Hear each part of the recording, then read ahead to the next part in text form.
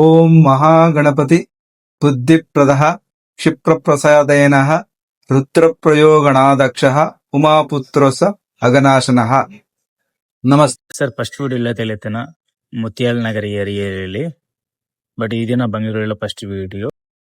ವಿನಾಯಕ ಸ್ವಾಮಿ temple ತೆಗಿಬೇಕಂದ್ರೆ ನನ್ನ ಅಭಿಪ್ರಾಯ ಏನಂದ್ರೆ ಇದಕ್ಕೆ ಬಂದ ವಿಶೇಷಣ ಆಯ್ತು. ನಾನು ಯೂಟ್ಯೂಬ್ ಚಾನಲ್ ಇಲ್ಲೊಂದು ಸ್ಟಾರ್ಟ್ ಮಾಡ್ತೇನೆ. ಬಟ್ ಇದು ದೇವರಿಂದು ಎಷ್ಟು ದಿನ ಆಯ್ತು ಇಲ್ಲಿ ಇಳಿಸಿ? ಇದು ಸುಮಾರು 200 ವರ್ಷಗಳ ಹಿಂದೆ ಪ್ರಾಚೀನ ಇದ್ದಂಥದ್ದು. ಆಗ ಸುಮಾರು 200 ವರ್ಷಗಳಿಂದ ಇದು ಆಲದ ಮರ ಇದೆಯಲ್ಲ, ಅದಕ್ಕೆ ಅಷ್ಟು ವಯಸ್ಸಾಗಿದೆ ಕೂಡ. ಇದು ನಮ್ಮ ತಾತ ಅವರು ಕಟ್ಟಿರೋದು ಒಂದು 100 ವರ್ಷದ ಹಿಂದೆ ಅಂತ ಹೇಳ್ಬೋದು. 100 years ಬ್ಯಾಕ್ ಚಿಕ್ಕದಾಗಿ ಕಟ್ಟಿದ್ರು. ಪಕ್ಕದಲ್ಲಿ ಕೂಡ ಒಂದು ಹುತ್ತ ಇದೆ, ಈಗ ಆಲ್ರೆಡಿ ಹುತ್ತನೂ ಇದೆ. ಅದು ನಾವು ಗರ್ಭಗುಡಿಯಲ್ಲೇ ಸೇರಿಸಿ ಗರ್ಭಗುಡಿ ಕಟ್ಟಿದ್ದೀವಿ. ಅದನ್ನ ಡಿಸ್ಟರ್ಬ್ ಮಾಡಕ್ ಹೋಗ್ಲಿಲ್ಲ. ಸೊ ಇಷ್ಟು ವರ್ಷದಿಂದ ಅದು 100 ವರ್ಷದಿಂದ ನಡೀತಾ ಇದೆ. ನಾವು ಡೆವಲಪ್ ಮಾಡಿರೋದು 94 ಇಂದ. ಅದು ಚಿಕ್ಕದಾಗಿ 6x6 ಅಂತ ಕಲ್ಲಲ್ಲಿ ಮಾತ್ರ ಮಾಡಿದ್ರು. ಅಷ್ಟರಲ್ಲೇ ಎಲ್ಲಾರು ಬಂದು ಪೂಜೆ ಮಾಡ್ಕೊಂಡು ಹೋಗ್ತಾ ಇದ್ರು. ಹೊಲೆಗಳಿತ್ತು, ಸೊ ಎಲ್ಲ ಓಪನ್ ಆಗಿತ್ತು. ಸೊ ಅದ ನಮ್ಮ ತಂದೆಗೆ ಬಂದ ಆದ್ಮೇಲೆ ಅದನ್ನ ಇಷ್ಟವರೆಗೂ ನಾವು ಮಕ್ಕಳು ನಾವು ಅದನ್ನ ಡೆವಲಪ್ ಮಾಡ್ಕೊಂಡು ಬಂದಿದ್ವಿ ಅಪ್ ಟು ಟಿಲ್ 2006 ವರೆಗೂ. ನಾವು ಡೆವಲಪ್ ಮಾಡಿದ್ದು ಮಿನಿಮಮ್ 37 years ಆಯ್ತು. ನಾವು ಡೆವಲಪ್ ಮಾಡಿ ಈ ಸ್ಟೇಜಿಗೆ ಬಂದಿದೆ.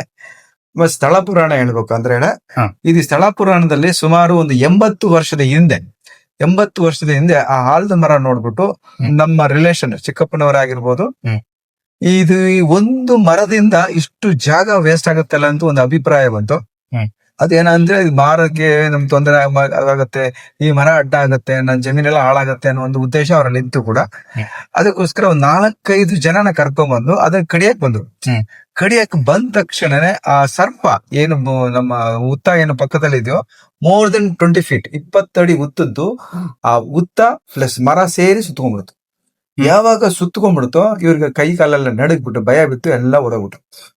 ಆವತ್ತಿಂದ ಅದನ್ನ ಯಾರು ಟಚ್ ಮಾಡಕ್ ಆಗ್ಲಿಲ್ಲ. ಅದು 200 ವರ್ಷದ ಇತಿಹಾಸ. ಅದು ಆಕ್ಚುಲಿ ಅದೇನಾದ್ರೂ ನಾವು ಟಚ್ ಮಾಡಿ ಕಟ್ ಮಾಡೋದೇನೋ ಮಾಡಿದ್ರೆ ನಮ್ಮ ವಂಶ ನಿರ್ವಂಶ ಆಗ್ಲಿ. ಈ ತರ ಇರೋದ್ರಿಂದ ಅದು ಯಾರೂ ಟಚ್ ಮಾಡಂಗಿಲ್ಲ. ಅದು ದೇವಸ್ಥಾನಕ್ಕೆ ಬಿಟ್ಟಿರುವಂತದ್ದು. ಅದು ಶಾಶ್ವತವಾಗಿ ಅಲ್ಲಿರುತ್ತೆ. ಎಷ್ಟು ವರ್ಷ ಆಗಿದೆ ಸರ್ ಇದು ಎಲ್ಲ? ನಮ್ಮ ಅಂದ್ರೆ ಇನ್ನೊಂದ್ ತರನ ಆಯ್ತು, ಇಲ್ಲಂದ್ರೆ ಮುಂದ್ ತರನ ಆಯ್ತಾ? ಇಲ್ಲಿ ಒಂದು ಎಷ್ಟು ದಿನ ಆಗದೆ? 94 ಅಲ್ಲಿ ನಾವು ಕಟ್ಟಕ್ ಶುರು ಮಾಡಿದ್ವಿ. 94 ಅಲ್ಲಿ ಅವಾಗ ಮುನೇಶ್ವರ ಪ್ರತಿಷ್ಠಾಪನೆ ಮಾಡಿದ್ವಿ. ಓಂ ಶಕ್ತಿ ಇತ್ತು, ಅಷ್ಟು ಬಿಟ್ರೆ ಏನೂ ಇರ್ಲಿಲ್ಲ. ಏನು ಇರ್ಲಿಲ್ಲ. ಎರಡೇ ಫಸ್ಟ್ ಮಾಡಿದ್ದು. ಆದ್ಮೇಲೆ ಮುಂದೆ ಸ್ವಲ್ಪ ಜಾಗ ಇರೋದ್ರಿಂದ ಒಂದು ಗಣಪತಿ ಪ್ರತಿಷ್ಠಾಪನೆ ಅಂತ ಭಕ್ತಾದಿಗಳಿಂದ ಮಾಡೋಣ ಅಂತ ಹೇಳಿದ್ರು. ಅದೊಂದು ಪ್ರೋತ್ಸಾಹ ಸಿಕ್ತು. ಆಮೇಲೆ ನವಗ್ರಹಾದ್ರು ಮಾಡೋಣ ಅಂತ ಹೇಳಿದ್ರು, ಅದು ಪ್ರೋತ್ಸಾಹ ಸಿಕ್ತು. ಅದಾದ್ಮೇಲೆ ಮುಂದಕ್ಕೆ 2014 ಸಮಥಿಂಗ್ 97 ಅಲ್ಲಿ ಮತ್ತೆ 94 ಆಯ್ತು, 97 ಅಲ್ಲಿ ಮತ್ತೆ ಗಣಪತಿ ಪ್ರತಿಷ್ಠಾಪನೆ ಆಯ್ತು, ನವಗ್ರಹ ಪ್ರತಿಷ್ಠಾಪನೆ ಆಯ್ತು, ಎಲ್ಲ ಆಯ್ತು. ಅಲ್ಲಿಂದ ನಡ್ಕೊಂಡು ಬರ್ತಾ ಇದೆ. ಇತರ ಅಲ್ಲಿವಾಗಿಂದ ಶುರು ಆಯ್ತು. ಈಗ ಹಾಗೆ ಹತ್ತತ್ರ 32-37 years ಆಗಿದೆ. 92 ಅಲ್ಲಿ 94 ಶುರು ಮಾಡಿದ್ದು. ಆವಾಗಿಂದ ಮಾಡ್ಕೊಂಡು ಬರ್ತಾ ಇದೀವಿ. ಈಗ ಸ್ವಲ್ಪ ಡೆವಲಪ್ ಮಾಡ್ಕೊಂಡದ್ದು 2014 ಅಲ್ಲಿ. ಮೊದಲು ಇದಿರ್ಲಿಲ್ಲ, ಮೇಲ್ಗಡೆ ವಿಮಾನ ಗೋಪುರ ಇರ್ಲಿಲ್ಲ. ಆ ವಿಮಾನ ಗೋಪುರನ ಪ್ರತಿಷ್ಠಾಪನೆ ಮಾಡಿದ್ವಿ. ಗಣಪತಿಗೂ ಮಾಡಿದ್ವಿ, ಮುನೇಶ್ವರಿಗೂ ಮಾಡಿದ್ವಿ. ಅದು 2014 ಅಲ್ಲಿ ಮಾಡಿದ್ದು. ಅದಕ್ಕಿಂತ ಮುಂಚೆ 2007-6 ಸಮಥಿಂಗ್ ಅಲ್ಲಿ ಮುಂದೆಗಡೆ ರಾಜಗೋಪುರ ಮಾಡ್ಕೊಂಡ್ವಿ. ರಾಜಗೋಪುರ ಆದ್ಮೇಲೆ ಅದಕ್ಕೂ ಯಾವ್ದಕ್ಕೆ ಗಣಪತಿಗೆ ಪ್ಲಸ್ ಮುನೇಶ್ವರಕ್ಕೆ ವಿಮಾನ ಗೋಪುರ ಮಾಡಿ ಕುಂಭಾಭಿಷೇಕ ಮಾಡಿದ್ವಿ.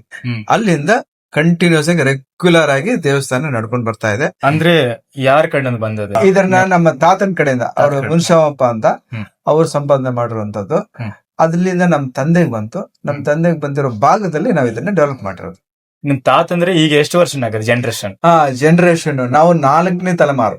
4ನೇ ತಲೆಮಾರು ಫಸ್ಟ್ ಎಲ್ಲಾರು ಹೋಗ್ಬಿಟ್ಟು ನಾವು 4ನೇ ತಲೆಮಾರಲ್ಲಿ ಇದನ್ನ ನಾವು ಡೆವಲಪ್ ಮಾಡೋದು ಇಲ್ಲಿ. ಸರಿ, ಮತ್ತೆ ಇದಿದ್ದಲ್ಲ, ಮತ್ತೆ ಯಾಕೆ ಇಲ್ಲಿದ್ದ ಯಾರಿಗೂ ಗೊತ್ತಿರುತ್ತಿಲ್ಲ. ಬಟ್ ನನಗೆ ಗೊತ್ತಿಲ್ಲ ಗುಡಿ ಇಲ್ಲಿದ್ದ ಅಂತ. ಇಲ್ಲ, ನೋಡ್ಕೊಂಡ್ ಬಂದಿವ.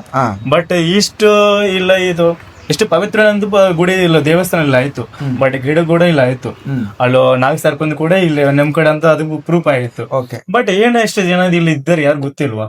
ಇದೇನಾಗಿದೆ ಅಂತ ಹೇಳಿದ್ರೆ, ಇದು 83-85 ಅಲ್ಲಿ ಫುಲ್ ಹೊಲಗಳಿತ್ತು, ಮನೆಗಳೇ ಇರ್ಲಿಲ್ಲ. ಇಲ್ಲಿ ಫುಲ್ ಹೊಲ ಮಾಡ್ತಾ ಇದ್ವಿ. 83-85 ಅಲ್ಲಿ ಮನೆಗಳಿಲ್ಲ, ಒಂದು ಮನೆ ಇರ್ಲಿಲ್ಲ. ಸೊ ಆ ಕಡೆ ಅಲ್ಲೊಂದು ಮನೆಗಳು ಇರ್ತಾ ಇತ್ತು. ಸೊ 85 ಅವಾಗ ಇದು ಏನಿತ್ತು, ಆಲ್ರೆಡಿ ಚಿಕ್ಕ ಗುಡಿ ಇದ್ರು ಕೂಡ ಅವಾಗೆಲ್ಲ ಏನಾಗ್ತಾ ಇದ್ರು, ಈಗ ಮುನೇಶ್ವರ ಅಂತ ಹೇಳಿದ್ಮೇಲೆ ಒಂದು ಕೋಳಿ ಕುಯ್ಯೋದು ಅಂತದ ಸಂಪ್ರದಾಯಗಳು ಇತ್ತು. ಯಾವಾಗ ಗಣಪತಿ ಪ್ರತಿಷ್ಠಾಪನೆ ಆಯ್ತು ಅದೆಲ್ಲ ಸ್ಟಾಪ್ ಆಯ್ತು. ಇಲ್ಲಿ ಪೂಜೆಗಳು ಮಾಡ್ಕೊಂಡು ಹೋಗ್ತಾರೆ ಹೊರತು ಯಾವ ಬಲಿಗಳು ಇಲ್ಲ.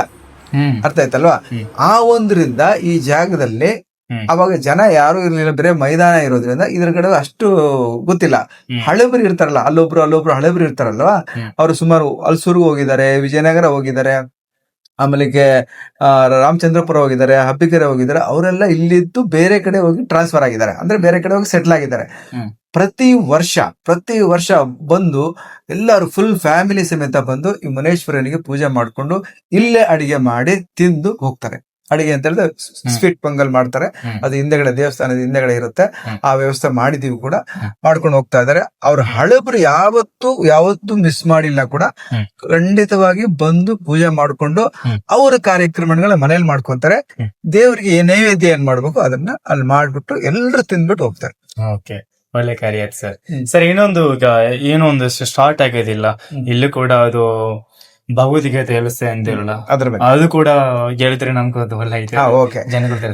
ಈಗ ಏನಾಯ್ತು ಅಂದ್ರೆ ಸಡನ್ ಆಗಿ ನಮ್ಮ RSS ಕಡೆಯಿಂದ, ರಾಷ್ಟ್ರೀಯ ಸ್ವಯಂ ಸೇವಕ ಸಂಘದಿಂದ ನಾನು ಈ ರಾಮ ಜನ್ಮಭೂಮಿದು ಪ್ರತಿಷ್ಠಾಪನೆ ಆಯ್ತಲ್ವಾ, ರಾಮ ಜನ್ಮಭೂಮಿ ರಾಮನ್ ಪ್ರತಿಷ್ಠಾಪನೆ ಆಯ್ತಲ್ಲ, ಆವಾಗ ನಾನು ಜಾಯ್ನ್ ಆಗಿದೆ. ಅವರು ನನಗೆ ಹೆಲ್ಪ್ ಮಾಡಿ ಅವ್ರೇನ್ ಹೇಳಿದ್ರು, ನಮ್ಮ ದೇವಸ್ಥಾನದಲ್ಲಿ ಒಂದು ವಿಷ್ಣು ಸಹಸ್ರನಾಮ ಮಾಡೋಣ, ಲಲಿತ ಸಹಸ್ರನಾಮ ಮಾಡೋಣ, ಆಮೇಲೆ ಕನಕದಾರ ಸ್ತೋತ್ರ ಹೇಳೋಣ ಅನ್ನೋ ನನಗೆ ಒಂದು ಐಡಿಯಾ ಕೊಟ್ರು ಇದೆಲ್ಲ ಮಾಡೋದಕ್ಕೆ. ಅದಕ್ಕೆ ಗುರುಗಳನ್ನ ವ್ಯವಸ್ಥೆ ಮಾಡ್ತೀವಿ. ಆ ಗುರುಗಳು ವ್ಯವಸ್ಥೆ ಮಾಡಿದಾಗ ಅವರು ಫ್ರೀಯಾಗಿ ಮಾಡ್ತಾರೆ ಜನಗಳಿಗೆ, ನೀವು ಜನಗಳನ್ನ ವ್ಯವಸ್ಥೆ ಮಾಡಿ ಅಂತ ಹೇಳಿದ್ರು. ಅದೇ ತರ ಜನಗಳು ಬಂದ್ರು ಕೂಡ, 10 ಜನ 15 ಜನ 20 ಜನ ಬಂದು ಸೇರಿದ್ರು. ಅದು ಸುಮಾರು 2 ವರ್ಷದಿಂದ ಕಂಟಿನ್ಯೂಸ್ ಆಗಿ ನಡ್ಕೊಂಡ್ ಬರ್ತಾ ಇದೆ. ರೀಸೆಂಟ್ ಆಗಿ ಲಾಸ್ಟ್ ಮಂತ್ 14 ದಿಂದ ಈಗ ಹಾರ್ಟ್ ಮಿಷನ್ ಅಂತ ಒಂದಿದೆ, ರಾಮಕೃಷ್ಣ ಮಿಷನ್ ಅವರು ಒಂದು meditation class already all over India ಮಾಡ್ತಾ ಇದ್ದಾರೆ. ಅವರು ಬಂದ್ರು, ಅವರು ಜಾಯ್ನ್ ಆದ್ರು. ಜಾಯ್ನ್ ಆಗಿಟ್ಟು ಹೇಳಿದ್ರು, ಇಲ್ಲಿ ಮೆಡಿಟೇಷನ್ ಕ್ಲಾಸ್ ಮಾಡಕ್ಕೆ ನೀವು ವ್ಯವಸ್ಥೆ ಮಾಡ್ಕೊಡ್ತೀರಾ ಅಂತ ಹೇಳಿದ್ರು. ನಾವು ಮೇಲ್ಗಡೆ ತೋರಿಸ್ತೀವಿ, ಈ ತರ ಆಗತ್ತೆ. ಖಂಡಿತವಾಗಿ ನಾವು ಮಾಡ್ತೀವಿ.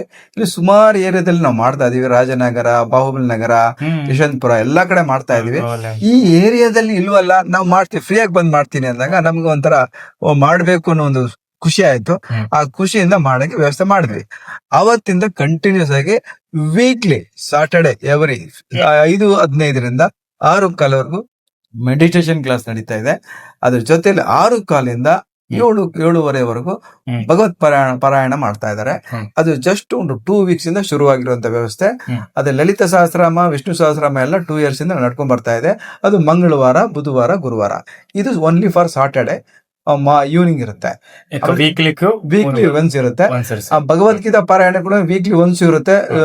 ಸಾಟರ್ಡೆ ಅಂಡ್ ಸಂಡೇನು 2 ದಿನ ಇರುತ್ತೆ.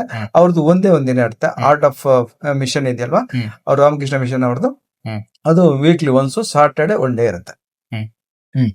ಇದ್ರ ಬಿಟ್ಟು ಇನ್ನ ಏನಾಯ್ತು ಇಲ್ಲಿ ಸರ್? ಇದು ಬಿಟ್ಟು ಈಗ ಏನ ನಾವು ಪ್ರೋಗ್ರಾಮ್ ಇಟ್ಕೊಂಡಿದೀವಿ ಅಂದ್ರೆ ಇದಿದೆಯಲ್ವಾ, ನ್ಯೂಸ್ ಪೇಪರ್ ನ ಪ್ರತಿ ವರ್ಷ ಕಲೆಕ್ಟ್ ಮಾಡ್ಬಿಟ್ಟು ಎಲ್ಲಾ ಮನೆಯಲ್ಲೂ ಕಲೆಕ್ಟ್ ಮಾಡ್ಬಿಟ್ಟು ಟೆಂಪಲ್ ಅಲ್ಲಿ ಎಲ್ಲ ಕಡೆ ನಮ್ಮ ಸರೌಂಡಿಂಗ್ ಏರಿಯಾದಲ್ಲಿ 3-4 ಕಡೆ ಮುತ್ಯಾಲಮ್ಮ ದೇವಸ್ಥಾನ ಆಗಿರ್ಬೋದು, ಇಲ್ಲ ಆಗಿರ್ಬೋದು, ಎಲ್ಲ ಕಡೆ ಕಲೆಕ್ಟ್ ಮಾಡಿ ಜೊತೆಯಲ್ಲಿ ಮನೆಗೂ ಹೋಗಿ ಕಲೆಕ್ಟ್ ಮಾಡ್ಕೊಂಡ್ಬಂದು ಇಲ್ಲಿ ಒಂದು ಶೇಖರಣೆ ಮಾಡಿ ಅದನ್ನ ಮಾರಿರೋ ದುಡ್ಡಲ್ಲಿ ಬಡ ಮಕ್ಕಳಿಗೆ, ಆಮೇಲೆ ಗೌರ್ಮೆಂಟ್ ಶಾಲೆಯಲ್ಲಿ ಇರುವಂತ ಮಾಡಿರೋ ಫೀಸ್ ಕಟ್ಟಕ್ಕಾಗಲ್ಲ ಕೆಲವರಿಗೆಲ್ಲ, ಅಂತವ್ರಿಗೆಲ್ಲ ವ್ಯವಸ್ಥೆ ಮಾಡ್ಲಿಕ್ಕೆ ರಾಷ್ಟ್ರೀಯ ಸ್ವಯಂ ಸೇವಕದಿಂದ ನಾವು ಅವ್ರ ಜೊತೆ ಸೇರ್ಕೊಂಡು ಆ ಕೆಲಸ ಈ దేవస్థానದಿಂದ ముఖాంతరంగానే ಮಾಡ್ತಾ ఇದ್ದೀವಿ. ఏంటంటే ఇంత బాగా చేస్తున్నారు మీరు. దీనికి ముందుకు వెళ్ళాలనేసి నేను కూడా 10 మందికి తెలిసేలా చేస్తాను. ముందు రాబోయే వీడియోలో కూడా మంచి పని పెడతాము. అలాగే మీ చేసే పని కూడా మంచి పని. ఎందుకంటే పేదవారికి పెట్టడం అంటే అది మంచిదే కదా. ఇప్పుడు మీరు కూడా ఇంత సేకరిస్తారని మేము యూట్యూబ్ చూసే వాళ్ళు కూడా వాళ్ళు కూడా మీకు సేకరిస్తే చాలా బాగుంటది. ఫ్రెండ్స్, మీరు ఏం చేస్తారంటే ఇతను చెప్పినండి మీకు బాగా వినండి. ఏమన్నారంటే ఆయన మంచి పని చేస్తున్నాడు. మీకడ ఏమైనా వేస్ట్ అయిన పేపర్లు ఉంటే ఆ వేస్ట్ పేపర్లు మాత్రం తీసుకొని వచ్చి దేవస్థానానికి ఇస్తే వాళ్ళు ఏం చేస్తారంటే 1 సంవత్సరం పోయిన తర్వాత ఆ పేపర్లు తీసుకొని వాళ్ళు మొత్తం కట్టి జమ చేసి ఆ పేపర్లు వాళ్ళు ఎమ్మేసి ఆ డబ్బులు తీసుకొని వెళ్ళి పేద ప్రజలు ఎవరు ఉంటారో వాళ్ళకి ఇస్తారు. ఏదైనా సరే కానీ ఒక మంచి పని చేసేటప్పుడు అదని అందరూ కూడా మీరందరూ సేకరిస్తే మన వ్యవస్థ కూడా ముందుకెళ్తుంది, మనం కూడా బాగుంటాం. మనతో పాటు 10 మంది బాగుంటారు, అంత మంచిదే కదా. సరే, నేను ఇక సెలవు తీసుకుంటున్నాను. Thank you Thank sir you, ఇంత thank you. అనేసి మీరు కూడా కోఆపరేట్ చేసిన దానికి ధన్యవాదాలు. ఇది మీరు సహకరించిన దానికి మాకు ఖుషి అయ్యా. Hmm. ఇట్లే అన్ని టెంపుల్ మా హిందూ సంప్రదాయము సనాతన ధర్మము అన్ని ప్రచారం చేస్తా ఉంటే Hmm. మాకు ఒక బలం ఉంటుంది. సో హిందువులు సార్ మా హిందువులంతా ఒగ్గట్టు కావాలంటే మా ఆశ. మన ప్రయత్నాలు చేస్తా ఉండాలా. Hmm. ఈ ప్రయత్నాలు నిలుపుకుంటూ కూడా ఇప్పుడున్న పరిస్థితిలా మేమందరూ హిందువులంతా మంచిది కావాలా, ఆ టెంపుల్ అంతా డెవలప్మెంట్స్ కావాలా, అందరికి మంచిది కావాలనేది మా కోరిక. జై శ్రీరామ్, జై శ్రీరామ్.